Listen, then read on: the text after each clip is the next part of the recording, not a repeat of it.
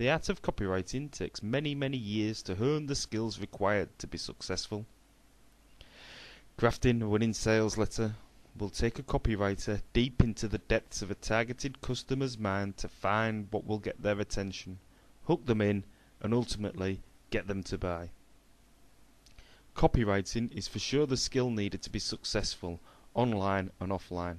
Without winning copy, sales will never be great for any product or service. I believe sales copy is majorly underused online, and many businesses think that they need to be brief when writing product or service descriptions. But long copy outsells short by a huge margin. To back this up, the great Claude Hopkins said, "Would you tell a man to be brief when he had a customer stood before him?" When looking to hire a copywriter to boost your sales, you need the best. The one with a proven history of sales, and one that is recommended by the best direct response business owners in the world. And today, I have that guy. Recommended by my favourite author, Dr Joe Vitale, J. Conrad Levinson, the writer of Guerrilla Marketing, and the one and only Ted Nicholas. I think that Troy White has the credentials to give us the advice we need on copywriting. So, here we go. Welcome, Troy. How was the weather up there in Calgary? It's actually quite beautiful. And, saying that in February in Calgary, Canada, you wouldn't normally hear that, but we've had actually a very nice winter, so I'm not complaining at all. I was out walking the dog not long ago, and I don't think I've only gotten frostbite once this winter, so I'm pretty impressed with myself. So it's not bad at all, thank you. But you still got 10 fingers and toes then, so. Yeah, I lost the use of 4 of them there. I had a nasty bout of frostbite when I went out snowmobiling unprepared, and that was my own fault though, but I survived and I got the feeling back in my fingers. So That's good. when you write or type for a living and you lose feeling in 4 fingers, it's a real shock to the system because you don't know what you're doing. It's really a weird feeling. I could lose 9, Troy, and I'd still be all right with my one finger typing. Oh, that's funny. So, Troy, what is copywriting? It's funny. 11 years ago, I had no clue what this thing called copywriting was. How it all kind of came about, I'll just give you a real quick background. I used to be in the computer industry in sales. I sold high-end servers and data storage and backup systems. And 11 years ago, my daughters were about to turn 1. I have twin daughters that are now almost 13. They were about to turn 1, and I realized that I was not happy in my career. I had some entrepreneurial background and roots, but I went the corporate route for a while, and I decided that it was time to be the dad that did something he wanted to do. And so I quit the corporate world. I had no clue what I was going to do. I just knew I wanted out.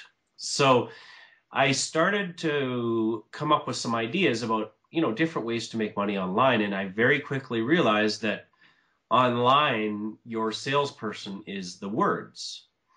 And I found out that this thing called copywriting was actually the words that you use in your web pages, your emails, your direct mail, social media. So copywriting is actually the use, personality in print is one way to put it. So the wording that you use in print or, on the web, personality in pixels, the same thing. It's your ability to convey and persuade people through the use of the proper words. And so I got interested in this, started playing with this, and found out it was a huge difference in sales that I was making with.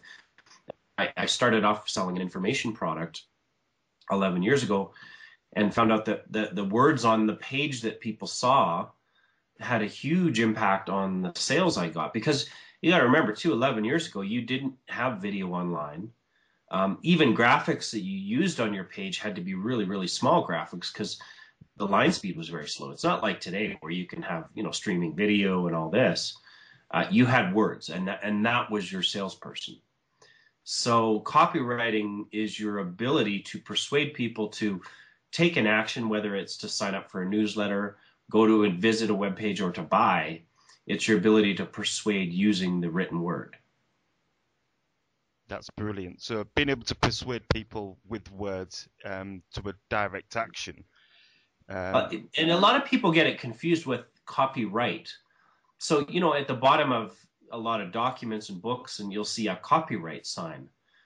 The very dramatically different thing.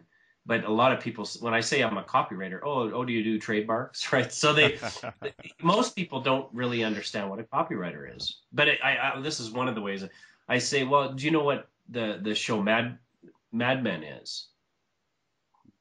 And they say, yeah, it's the guys that write the ads. I said, that's what a copywriter is. Yeah. And that's really, it's the copy is the wording. So, right.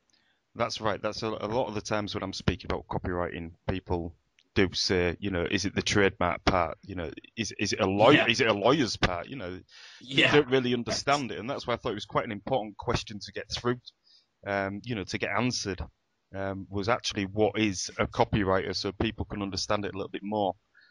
That's brilliant. Thank you very much, Troy. Not all people understand the importance of copywriting. Right. Could you give them an idea of what a crafted piece of winning copy can do for a product? Well, I'd like to start with this, and it was a great analogy I just heard the other day.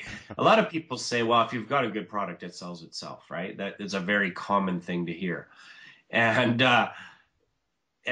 the analogy I heard was, okay, well, if your product's that great and it sells itself, go put it on your front lawn and see how many people knock on your door to give you cash or money for the product.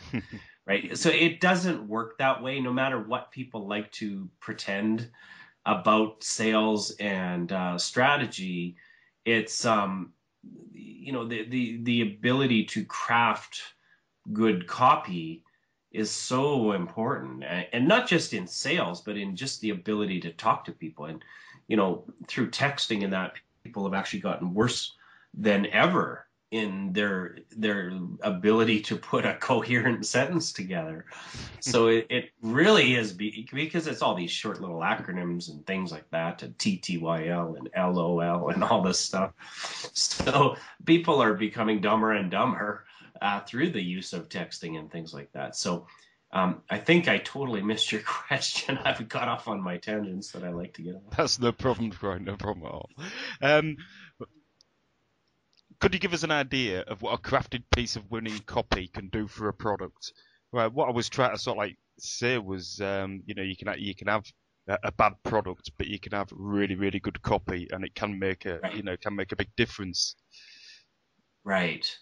Yeah. I mean, you're exactly right. A good piece of copy can turn a complete bomb of a product or marketing campaign right around and make it a bestseller.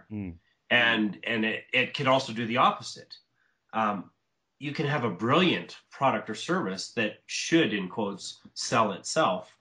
But if your copy is no good, nobody's going to buy it. Absolutely nobody. And yeah, you can use graphics, but even graphics, the picture tells 1,000 words, is not true. There's in some cases before and after type of pictures can say a lot. But usually a picture of a product says nothing. Yeah. And so a good piece of copy can help any kind of a business. And I've written for, I don't even know, probably 40 different industries, and all kinds of copy from, Amish craftsmen selling their furniture to dog therapists to authors to, I mean, you right now I'm doing some campaigns for the prepper market, which is a completely new market for me. But the preppers are the people that are preparing for society to break down and become anarchy. Right. And so, and I'll use that as an example on your question is, what can good copy do for that market? Well, here's a market that up until a couple weeks ago, I didn't even really understand the passion in the market or the size of the market. But once I started to dig into it and do some research and find out what kind of product sales are happening in that market, I realized that, people producing information products for that market that are using proper copy are making millions and millions of dollars selling information products to a market that I didn't even know existed. Gee. So it's just one example, and these examples are all over the internet of markets and information products and all kinds of different products that you just never would think are successful.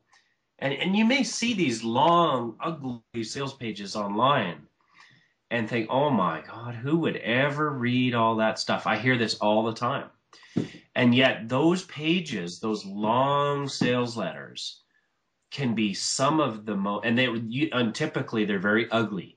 There's not a lot of formatting. There's very little graphics for it. There's a purpose behind little graphics. Mm-hmm. But those letters can make millions and millions of dollars. And a lot of people don't realize that, is that this is why copywriting is so, so important. If you're in business, you need to understand marketing, and marketing copy is critical. So I don't know if that's a good example, but it's one example of the importance of copy, where you could just take an average ebook and make millions of dollars with it. Yeah, that's right. I've seen many ebooks online for sale and information products with bad copy, and the guys are wondering, the guys are wondering why they aren't selling anything. And then I've been and seen, not so good information products with, very good copywriting, and these guys are sat on quite a healthy sum of money with these information products. So it's all about the copy, Troy. It is. I mean, there's always other factors too on, the market. Who you're marketing to is probably more important than the copy, as much as I don't like to say that. But being a freelance copywriter, but if you're targeting your product at the wrong person, the copy doesn't matter. No.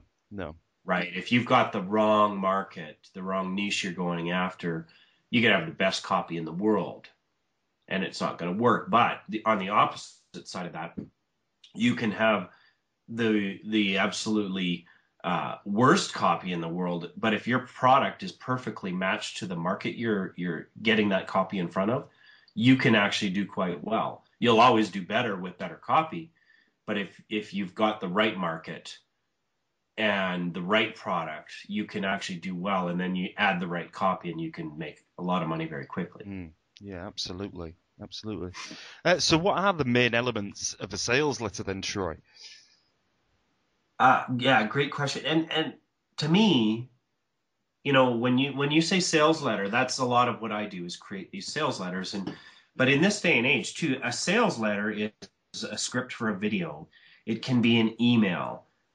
It can be a direct mail piece. It can be a web page. They're kind of all the same. And I look at it, the subject line in an email is the same as the headline of a sales letter. And a lot of people don't realize when they see an email that the most important part of an email is your subject line. Yeah. And it's no different in a sales letter. The headline, number one, most important thing. You can have, if the rest of the copy is absolutely brilliant, but your headline, to be brutally honest, sucks, the rest of it doesn't matter, because they won't read past the headline, or in the email's case, the subject line. If it's a bad subject line, they're not going to ever open the email, so the rest of it doesn't matter. So, a great analogy of what is a headline, it's kind of the ad for the rest of the ad. Uh-huh. So if that first part doesn't do its job, the headline doesn't do its job, the rest doesn't matter. So headlines are really, really important. And, what is a headline? When you're in the grocery stores, or any store or a magazine shop or whatever, look at Cosmopolitan or The Sun, right? In the UK, The Sun is a big newspaper. The headlines are the short little blurbs on the front of them, on the front of the paper or the front of the magazine. And, Cosmopolitan, I think, is brilliant. And same with National Enquirer, World Weekly News. Those little things on the cover, that's what gets people's attention.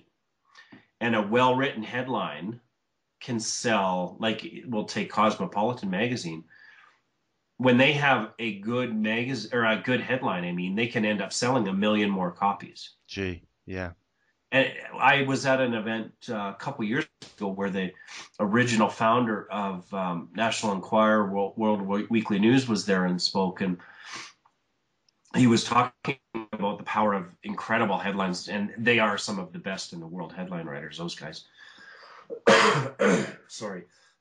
He when they had, way back when Elvis passed away, they had snuck in somebody to get actual pictures of Elvis in his casket, and on the front of the magazine was Elvis picture. I can't remember the exact headline, but they sold the millions and millions of copies of that magazine because people wanted to see the pictures, which were on the inside. Mm. All because of a strong headline that was compelling. The market was hungry for this. And so headline being number one most important. Second most important part of any type of copy is a good story, and weaving the story into your product promise, your proposal or proposition that you want people to take you up on. And the society loves stories. We're born and our parents tell us stories. Stories are everything. They go back, the caveman days. They used to draw pictures on the rocks to tell stories. And people love stories. So the ability to weave a good story into your copy is critical. One of those skills that can, it'll make you money for the rest of your life if you learn how to weave stories into copy. And then, so you've got your headline, you've got a good story. And then the next thing is, showing proof that you can deliver with your product. So, it's one thing making claims that your product does, miracle things. But in this day and age, people are so fed up with magic cures and magic solutions and all these big promises. They want to see proof, right? Prove to me that you can deliver on your promise. So that's important, very, very important. That's probably one of the most important things in copy is your ability to prove yourself. And then last is your proposition.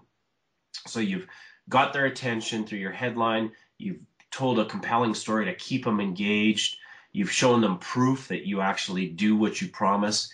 And now you have a proposition for them that you make it an irresistible proposition. And there's a number of different ways to do that. But you put those four elements together and you have a very, very compelling piece of copy that can actually do wonders for your business, whether it's growing your leads or selling a product. So those would be some of the main components, I think, of good copy. That's brilliant, Troy. So the Cosmopolitan would be a good place to go and swipe a few headlines then. Yeah, it is. I actually hired somebody to go in. I don't even remember. It was 2 or 3 years worth of headlines from Cosmopolitan, put them all in a document for me. And that document is absolutely worth its weight in gold, right? Because anytime I need a headline idea, I can look at that list and I can come up with a variation of it. Yeah. And that's the way you look at these headlines. Next time you're at the grocery store and you see Cosmopolitan, look at their headlines, and that's actually a template for how to write a headline. So you just, plug in, you change some of the wording around a little bit, and you could come up with a winning headline, something that simple through a Cosmopolitan magazine. Something a lot of guys discount, but you know what? They're some of the best headline writers in the world. Same thing with National Enquirer. Yeah. So that's taking a headline and making it relevant to a headline that you're writing the copy for. Is that right? Yeah. Exactly. Right. What about an example of a headline then, Troy? The beginning of headlines, I was led to believe, are sort of like how to and discover and amazing. Are they all the sort of like keywords to headlines? Are they? Well, one of the most famous headlines ever was the title of the book. It was the headline of the ad, and it's How to Win Friends and Influence People, the Dale Carnegie book. Ah, right. It was Eugenie Schwartz, was that, or was it Dale Carnegie? That was the Dale Dale Carnegie Carnegie book. book. Yeah, yeah, Um, and it goes, I don't even know how many years back, decades, many decades now. mm, But that was the title of the book and the title of the headline. And of course, it has gone on. It still is one. I just saw the other day. That book has been around for, I would guess, 50, 70 years maybe. yeah, yeah. And it still is on the bestseller list. Amazing. So, yeah, it's of course the content in the book, but it is a very compelling headline and title. And How to Win Friends and Influence People is a template for a headline. So Yeah, take out win friends and take out influence people, and you've got a template, right? So how to blank and blank.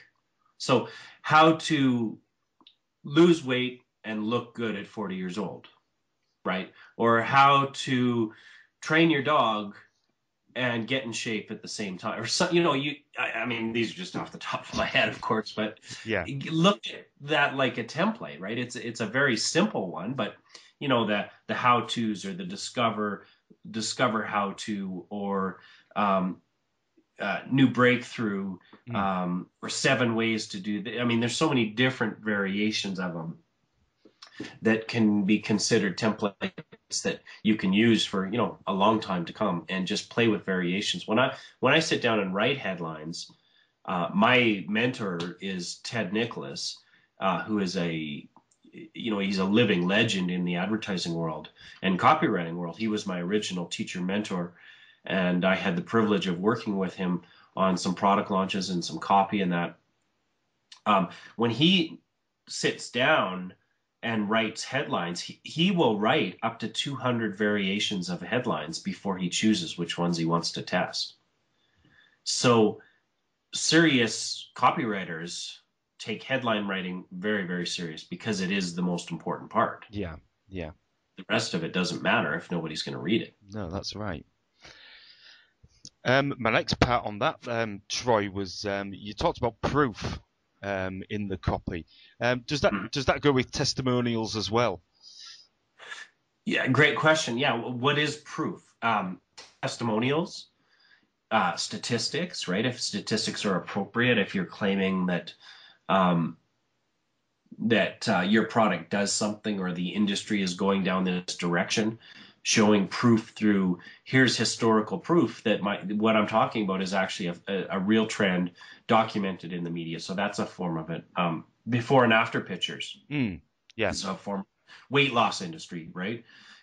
Or plastic surgery industry. Huge proof in before and after pictures.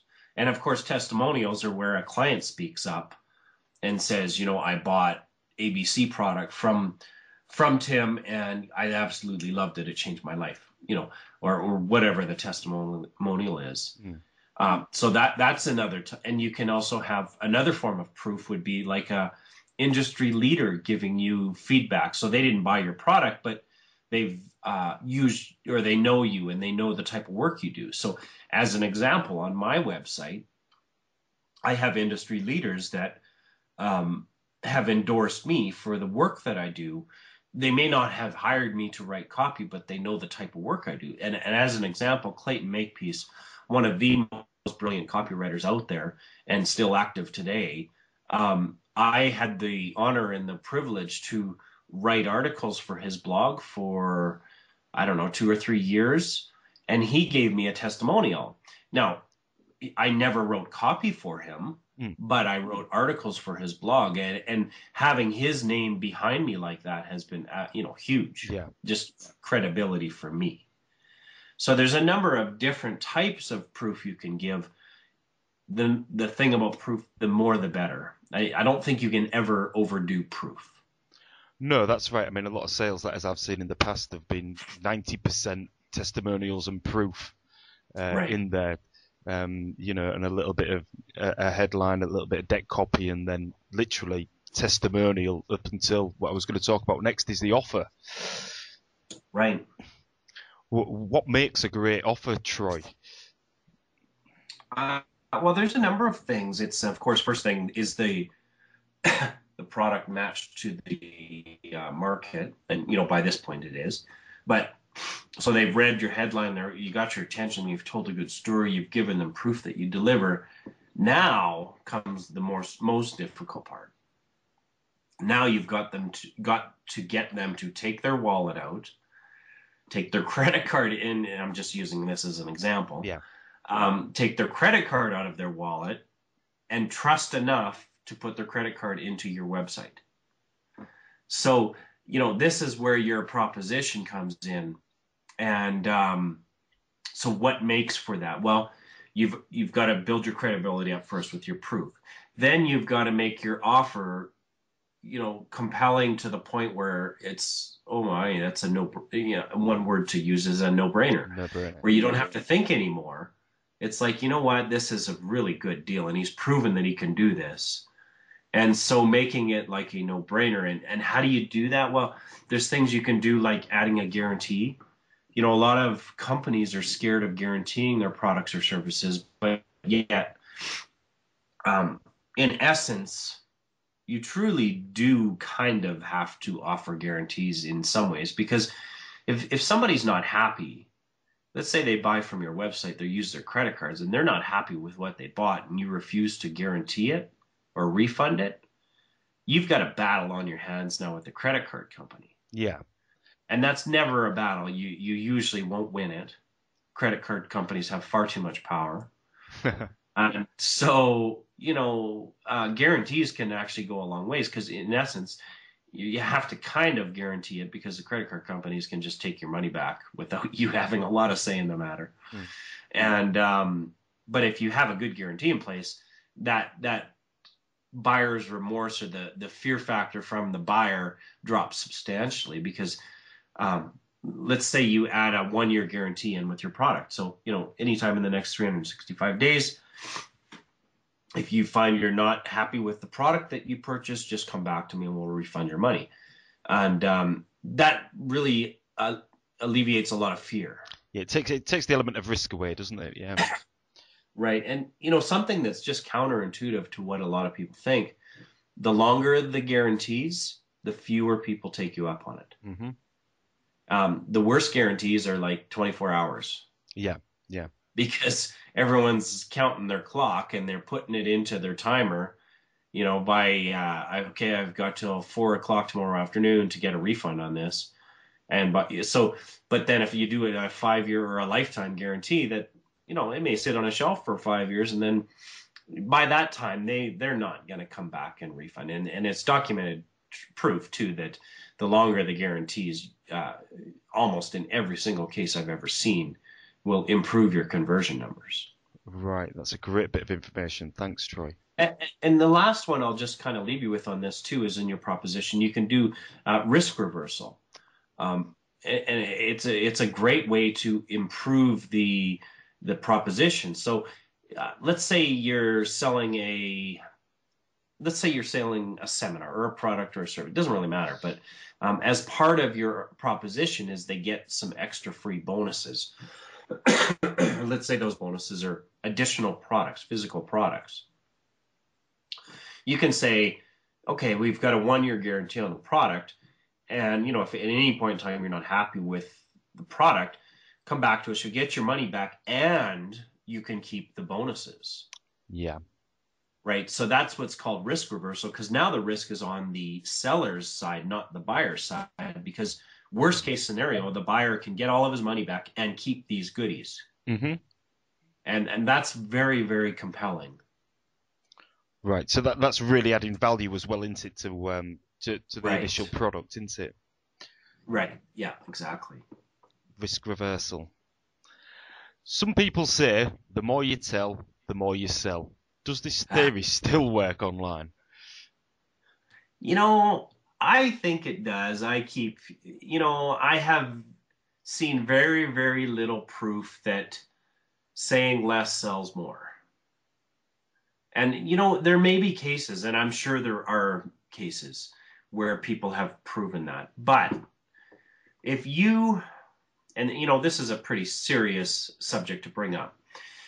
If you or somebody you love found out tomorrow that you had cancer and you need help and you need you need information. You're going to get online and you're going to do research.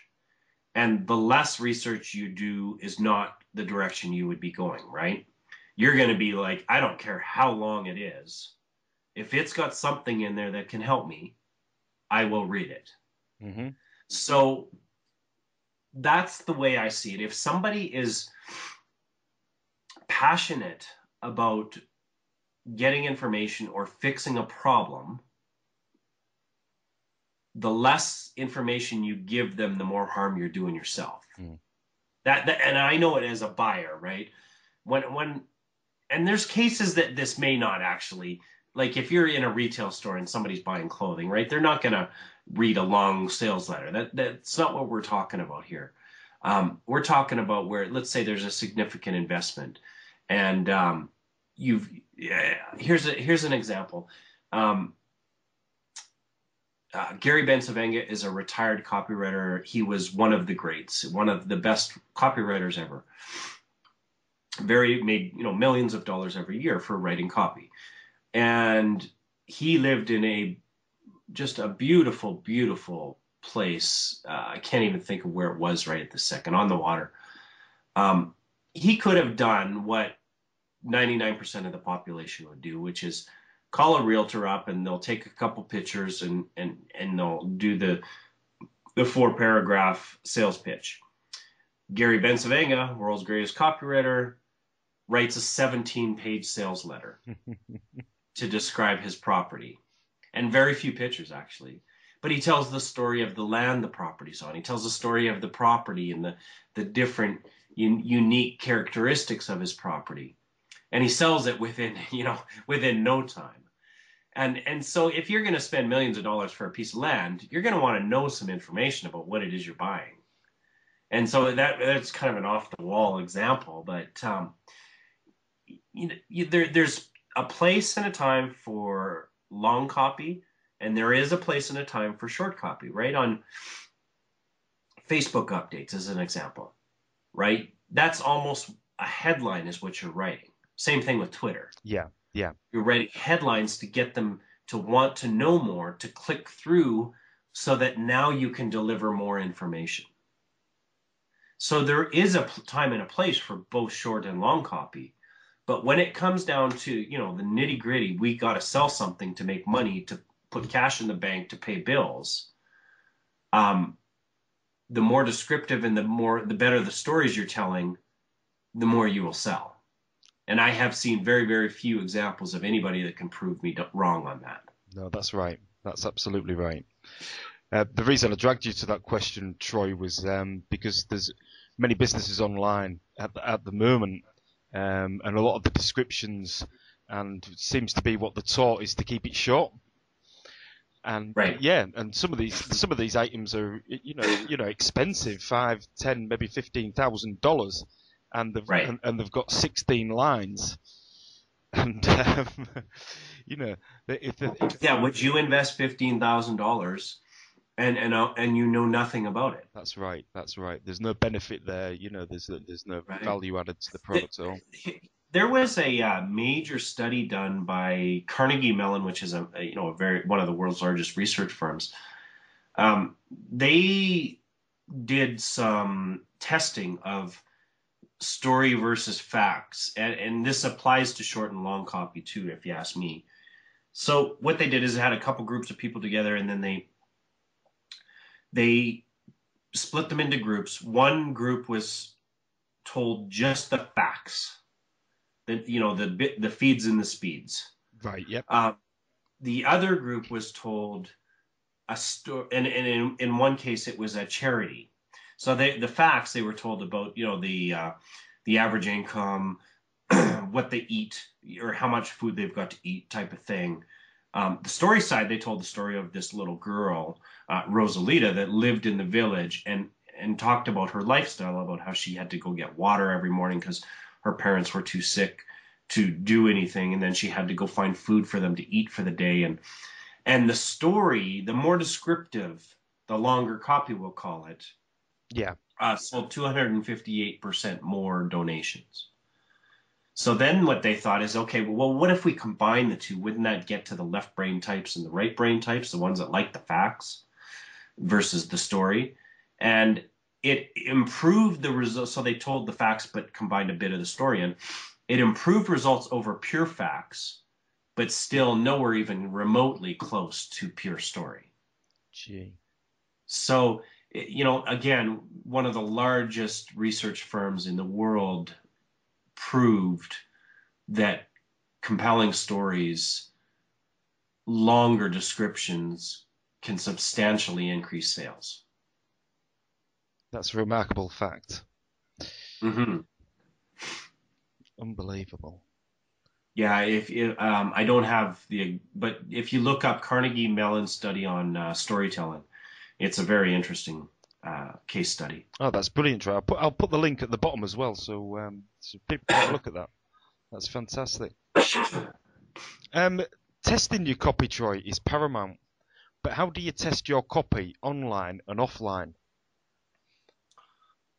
Well, the ideal place to test it, if it's possible, is with your own database, right? So, a lot of people in business, they don't understand this, and but your database is everything.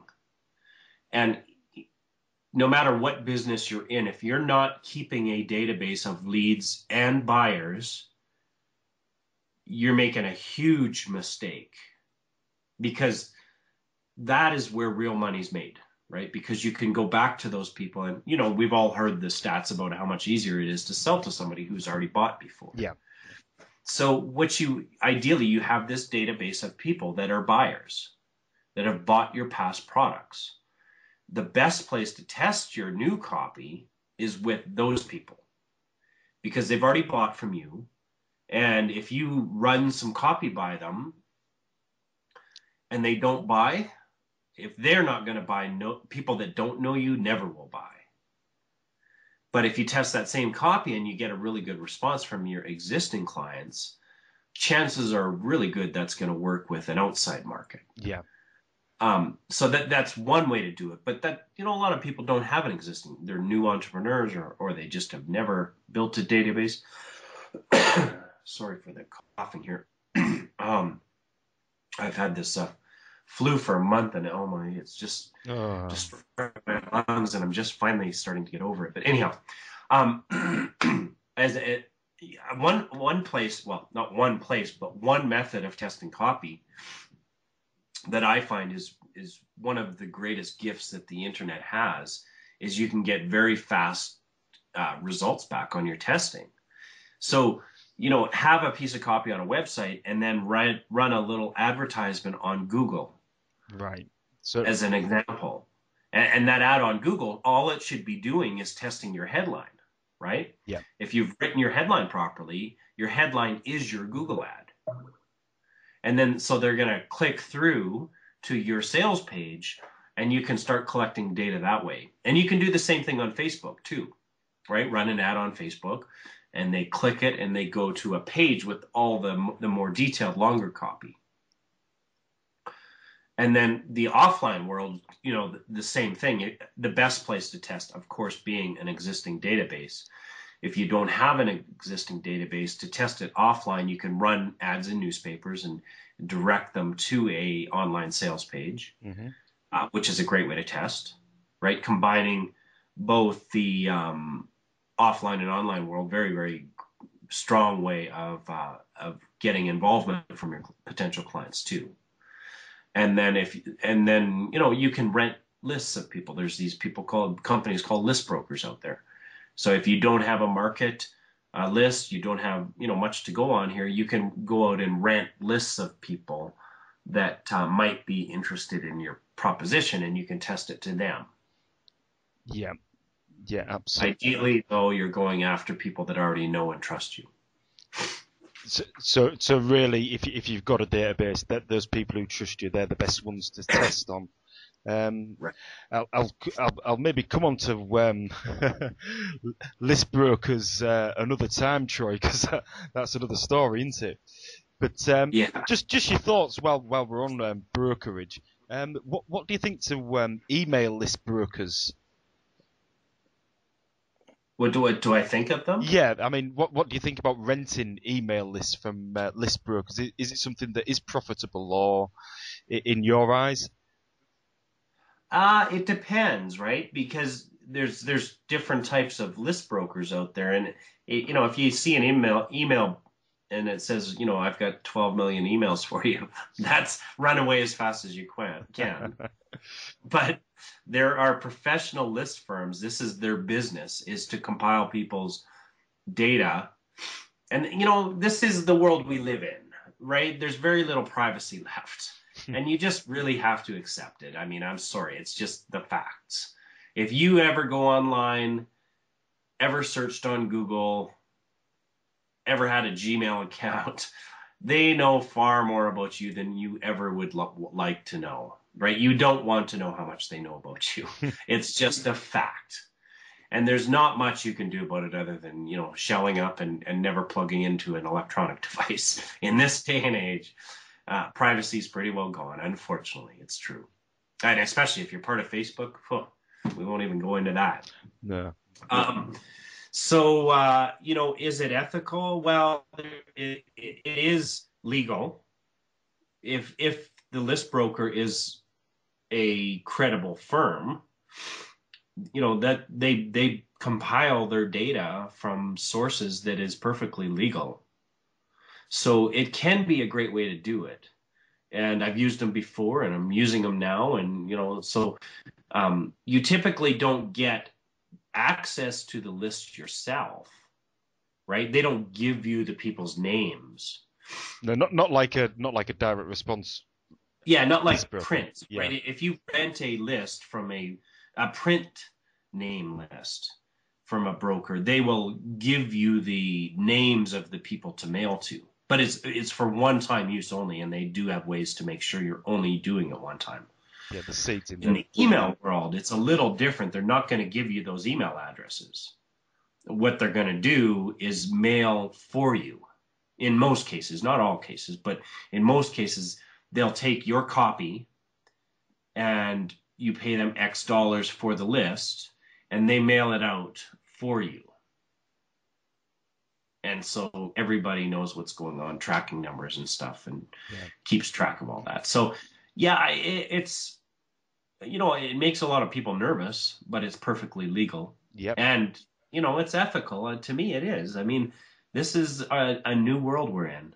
And this is just the way, if you've ever responded or put your email in anything, somebody's got a database with your name on it. So, it's a fact. It's just the way things are now.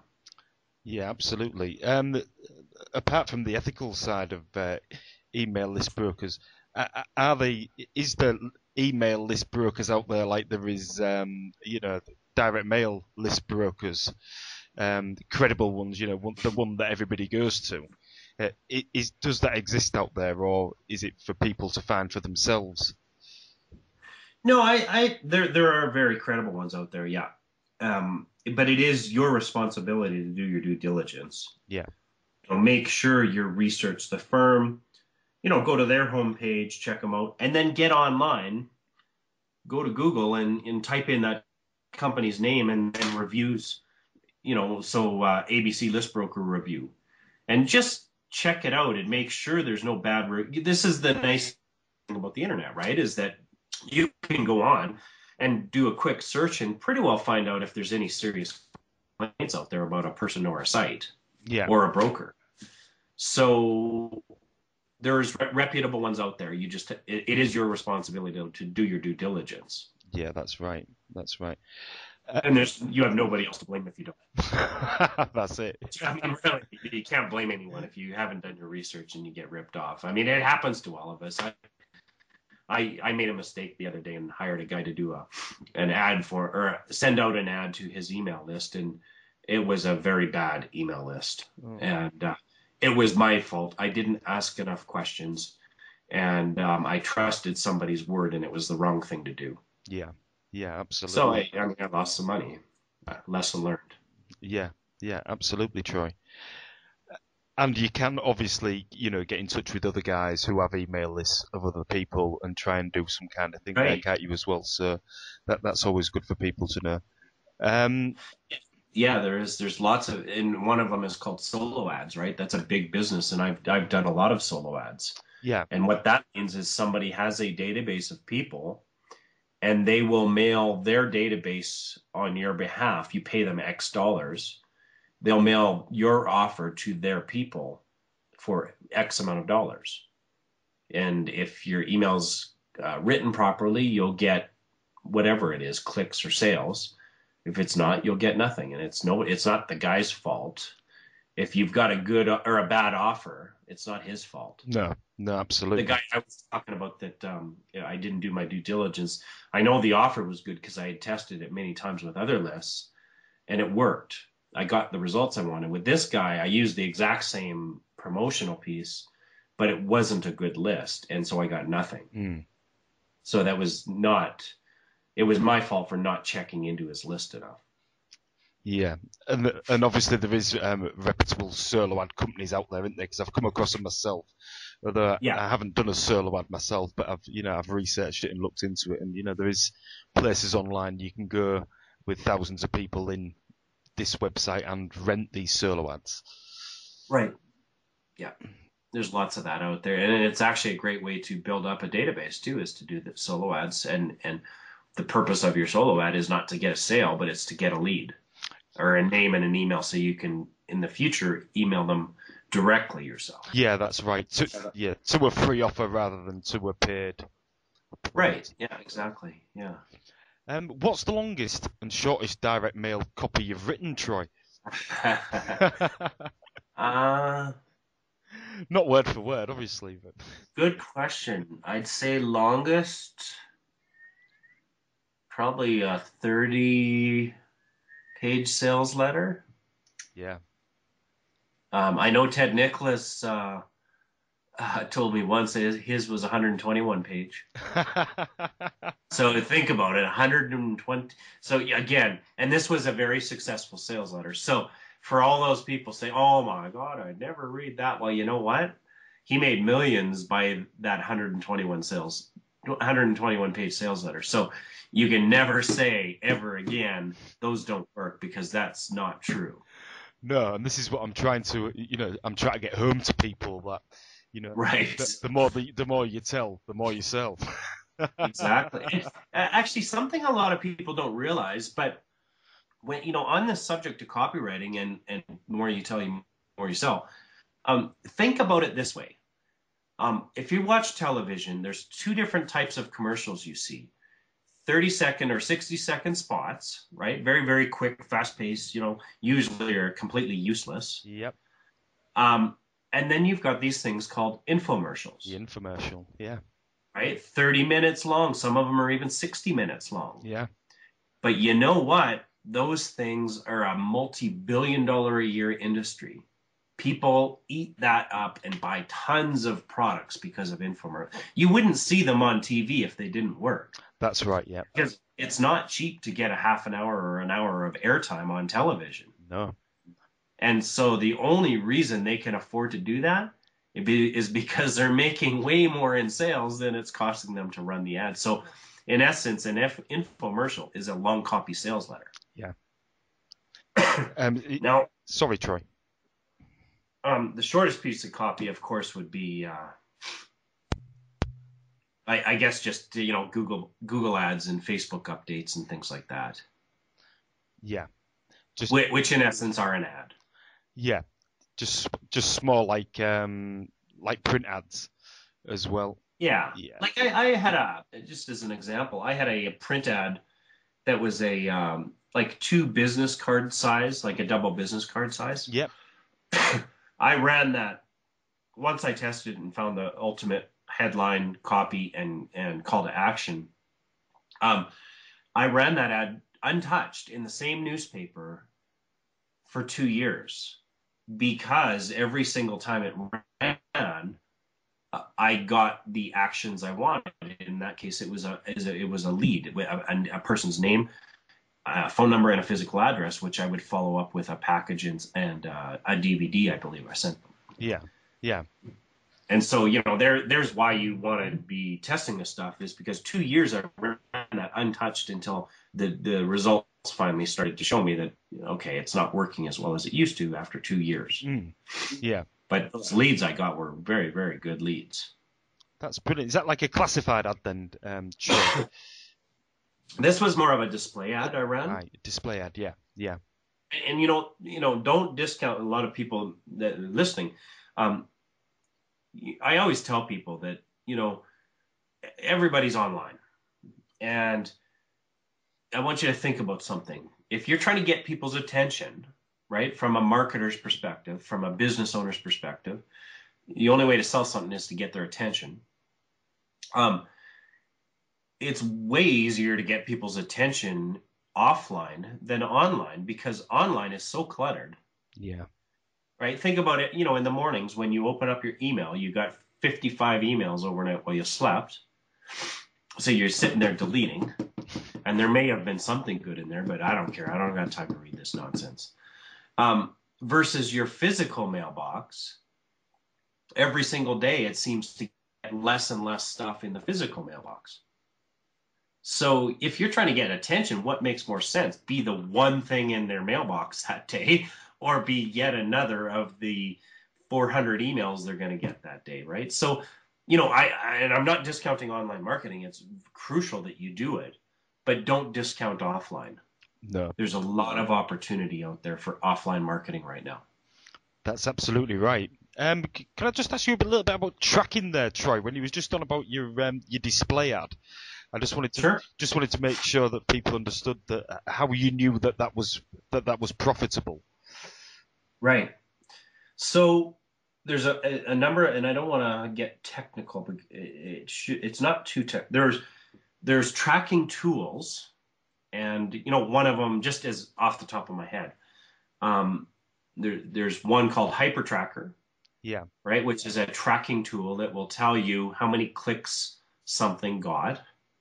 There's another one if you want to run, let's say you've got a sales letter, sales page, but you've got two headlines and you don't know which one's going to work better. There's a tool called tpmrotator.com. I believe it's free. Maybe I pay for it. I can't remember. It's not much if I pay for it. I know that. And what it does is it would allow you to have people click one link, and it would split the traffic among the two headlines. Yep. So like an A/B split testing. Yeah, right. Yeah. And so now to add to your tracking question, though, what I do, both online and offline, I do this. I get a tracking tool, and they give you these really ugly looking links. Yep. And you don't really want people to see them because they're going to be like, I don't know what I'm clicking on. Is this going to send me some weird page, right? So what I do is I use GoDaddy.com to buy my domains, the .com names. Yeah. And I own quite a few .coms because to me they're a marketing tool. And so what you can do is you own a .com. You can forward that .com. It costs you nothing to forward it and about $10 to buy a .com, and then you can forward it, and you can change what you forward it to as much as you want. Mm. And I forward my .com to my tracking link so that it's a much easier way and prettier way for people that see the link. They click it, and it goes through the tracking link, so you know exactly what's going on. Yep. Does that make sense? Was that not too technical? Not too technical, no. So you've got your .com name, and then your is it a forward? Is it a forwarder? That's technical. It's built into GoDaddy. Yeah. Yeah. So you've got a forwarded name that makes that link look nice and tidy. Yeah. Is that right? Right. Good. So I'm testing an ad. Actually, I'm testing for one of the products I sell. I'm testing I do online marketing for it and offline, and I'm testing a new ad next week that I have 4 variations I'm testing. So what I did is I used that rotator thing, and it's an ugly link. I wouldn't want to put that in the different ads because it would be impossible for somebody to type out. So I have one .com I used called lucrativebusinessidea.com. and it's forwarded to my tracking link, Right. Yeah. right? So it actually forwards through the link, and then it rotates among the different variations. So you know exactly who's been to there from where. Is that right? Right. Yeah. Right. So I know that if somebody goes through that tracking rotator, then they came from that lucrativebusinessidea.com, Yeah. which was running in that newspaper. Right. Yep. Yep. That's brilliant. It may sound a little much, for the new people that are new to this, but once you've done it a couple times, it's actually very, very simple. Yeah. Like most things, once you've Yeah, done it a couple of times, yeah, it sounds intimidating at first until you actually try it. yeah, yeah. But as long as people, if they're going from offline like a display ad, and they're taking the people to online, so they're taken to a website, as long as they're tracking where they're coming from off the display ad, so they're using maybe a forwarding um, link. Right, So, yeah, so they know where they're coming from, so they can track how many people are coming from the display ad. exactly. Yeah, Yeah. that's brilliant, brilliant. The next question I've got, Troy, we've covered it a little bit, but I'm going to ask you anyway. How do you use storytelling in sales letters and email series? Yeah, I started writing about stories that I loved in business probably about 5 years for Clayton Makepeace's blog. And the more I started to dig into it, the more I realized that this is, stories have been around forever, but in sales copy and marketing materials, we were on the verge of a new story revolution. And so I started to write a lot about this, and stories are actually the most powerful and simple asset that entrepreneurs have, because every entrepreneur's got a story. And I find every entrepreneur is scared to tell their story, but yet their clients and potential clients, they absolutely love hearing the story. So I started to help people dig this story out, because it is such a simple way to develop marketing materials that your potential clients want to hear. So to me, stories are everything. And, a good story is very, very compelling. And you can engage people and keep them engaged and keep them coming back for more if you're a good storyteller. So a very, very important skill to learn. And some companies are absolutely brilliant at the leveraging a good story. So there's one of my favorite companies out there is this company called saddlebackleather.com. Yeah, yeah, And I love Saddleback. They sell very high quality leather bags and leather goods. And if you go to their page, Dave Munson, the guy that owns the company, is a brilliant storyteller. He tells about, where he came up with the idea to start creating these bags. But on the main page is this picture of a dog, and it says the story of Blue. And this is front and center on his leather goods website. And most people would be, well, that's stupid. They're there to get there about leather. And you don't get marketing if you're thinking like that. You got to get out of that mindset and realize that the story is what people want. They're there to buy leather, yes, but there's 5,000 leather suppliers online.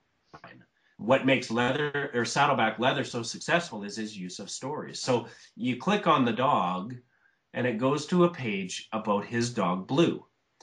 And he tells the story about how, Blue was when he first started traveling and looking into getting a leather bag custom made, and Blue was always there. And then as he built this company up, Blue was always at his side, and they slept, out in the middle of nowhere on the top of his truck. And he tells this story of his dog and then his dog passing away. And, if you love dogs, it's hard not to get kind of emotional by the end of this story. So I interviewed Dave to more about his company. And I told him I love the story of Blue. And he says, the reason that's on the front page is, he says, I get about a dozen or two dozen people a day making comments about that. And now, remember, they're there to buy a leather bag, and yet they're going out of their way to express their emotions about a dog. Yeah. That's and Saddleback Leather is a very, very successful company that sells very, very expensive leather goods. And yet one of their major marketing assets is the story of his dog. That's right.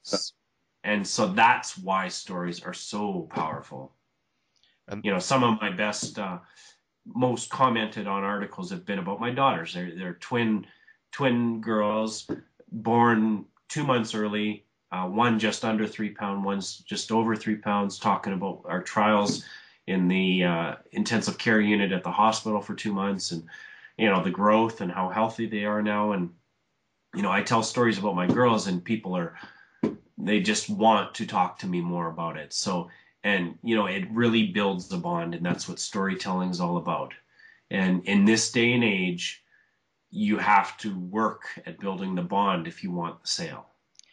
That's right. The further you can get somebody away from, worrying about the price, and the more you can get them onto that emotional end of the scale, then the better you're going to do. Right. I'll have to have a look at Saddleback Leather again, because I never saw that when I first looked at it. Oh, yeah. It's right on the main page, right in the center of it. You'll look for the dog and click on it and read his story. And tell me, if you're a dog lover, tell me you don't get emotional. It's pretty powerful. The power of the emotions. Yeah, and even and Dave too, the same guy with Saddleback. He travels a lot with his wife and kids. They've been very successful with Saddleback, and they do a lot of sorry, they do a lot of things all over the world to help the underprivileged. And through their travels, they take some pretty amazing photographs, and they make sure those photographs are used in their Facebook page, in their newsletters, on their website, because a picture can tell a good story. Yeah. And there's a great picture of Dave and his wife and their kids sitting down to eat dinner, and they're in Africa, and this giraffe has stuck his head through the window right behind them and is starting to eat off their plates. It's the picture alone, it makes you want to read more. That's brilliant. Yeah. So, yeah, I highly recommend, if you want to see how to market and tell stories, go to Saddleback Leather, one of the most brilliant sites out there, bar none. That's brilliant. My next question, Troy, is if you had to give a piece of advice to a new business startup, what would it be? That's a very good question. Take your marketing serious, because a lot of people in business that start a new business, they don't get marketing. They think, well, as long as I have a good product or service, people will come to me. Not true. That's why so many businesses fail. They just don't understand that marketing is everything. So my piece of advice is take your marketing more seriously than you do your product or service. And I know that's tough for a lot of entrepreneurs to. Your product or service has to be good. That's not what I mean. It has to be very good. But your marketing has to be good. And if your marketing sucks, your cash flow will shrink, and you will be out of business very quickly. So learn about marketing, learn about copywriting, learn about the direct response industry. And all that really means is that it's marketing that you can measure. So, I understand the concept behind it. You want to put a brand out there to the market. But my specialty is working with entrepreneurs and small businesses. And the average entrepreneur in small business by far has to worry about cash flow before brand. Yeah. If you're not getting sales in, the brand doesn't matter, right? Because you're going to be out of business. So learn how to generate leads, keep a database through your marketing efforts, and then learn everything you can about marketing, and especially direct response style marketing, because that way you can measure what's going on. You know what ads are working, what ads aren't working, what web pages are working or not. You really want to just focus in on that education of marketing.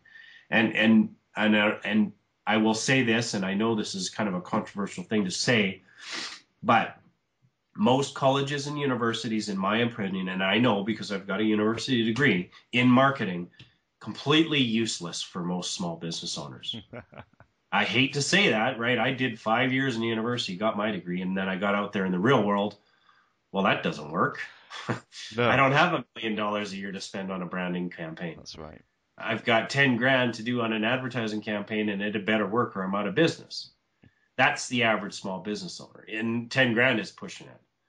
A lot of small business owners, they've got $1,000 in their marketing budget for the year, so they got to find a way to make that grand stretch.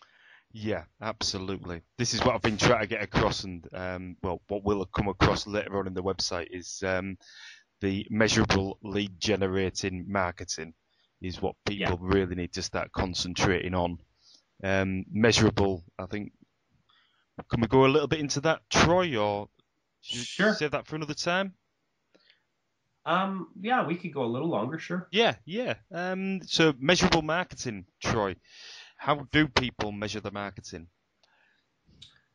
Well, there's a number of different ways. One of the best things that I love the most about the internet is that everything is trackable, right? Every web page has built-in statistics. Every email can have built-in statistics. So if you send out 100 emails, you know exactly how many people open that email and exactly how many people click the link in the email. That's power to know that information. And so online marketing has a lot of very, very powerful things about it. Number one, the results are fast. And number two, every little nuance is trackable. Yeah. Right? So every one of your web pages, if you ask your host or your web designer, I need statistics built into it, chances are it's already built in, but make sure it is. Make sure you understand how to read the statistics, because most people don't. They just assume that because you open up a website that you're going to get flooded with traffic. Well, it doesn't work that way, right? It's no different than opening a restaurant in a bad part of town. You could have the best restaurant in the worst part of town, and if you don't do any marketing and you're not doing anything to get people there, you're bankrupt. But you could do a brilliant marketing campaign and have the best food in the worst part of town and be the most popular restaurant in that town because you're actually out there marketing. Yeah. And people, if you've got a good story around your business and a good product, then people will come to you. But they've got to know you exist. That's right. Absolutely. And so, knowing how to measure, what to measure, and measuring everything are really, really important for the new business owner. And that goes along with obviously the offline. If people are thinking about doing some direct mailing, which obviously we'd push for, knowing how to measure the direct mail and knowing how the whole business works is very important. Yeah, and the easy way to do it is I kind of touched on it, but I'll just repeat it. With offline, it's no different. Get a tracking tool, like I said, HyperTracker. Create a separate HyperTracker link for each different piece of direct mail you're using. Buy a .com from GoDaddy. They're $10 each, right? You should have a bunch of them in your marketing toolkit. I've got 400 of them, right, for different projects and stuff over the years. Too many of them, I know. That's a bit of a problem. I should seek help. But so let's say you've got 4 different direct mail pieces going out. Set up 4 tracking links, get 4 .coms, and then forward them like I explained earlier, and then send out your mailing pieces, and you know exactly which mailing pieces work because you can look at your tracking link and say, well, that postcard got me 50 people clicked on that. The letter, I got 500 people clicked on that. Or not clicked on it. I went to that website, I should say. Yeah. We're not clicking. And in the offline world. So you had abc.com. So 500 people went to abc.com, and you had DEF on the postcard.com and only 50. You know that the letter did way better for you than the postcard. Yeah. So it's no different in tracking. You just got a couple extra steps. That's all. Yeah. But it is just as important. But it's majorly important. Absolutely. Right. Yeah. Well, thank you very much, Troy, for your time this evening. It's been an absolute pleasure to have a chat with you here. Oh, it's my honor, Tim. Thank you for having me on. I love, as you can tell, I love talking about this stuff. So it's my honor to be here. So thank you. No, thank you very much, Troy. Thank you. Okay. Many businesses find themselves without sales. The product might be great and may tick all the crucial boxes a product needs to fulfill its potential customers' needs and wants. It may solve a problem millions need to solve. There may be a large, hungry crowd of customers. But without great sales copy, that product will never live up to its true potential. It may never even get off the ground. Copywriting is the heart of profitable businesses, because without great copy, you will never have great sales. Thank you, Troy, for your time and your valuable information. I know the listeners will now have a better understanding of copywriting and its importance in business. Please take the time to visit Troy's website for more valuable information on copywriting, and it's at www.troysblog.com. Thank you for listening to the interview, and just to the right hand side you'll see a free offer. Get your free copy of How to Get More Customers in 1 hour than you did in the last 30 days. All you have to do is put your name in, plop your best email in,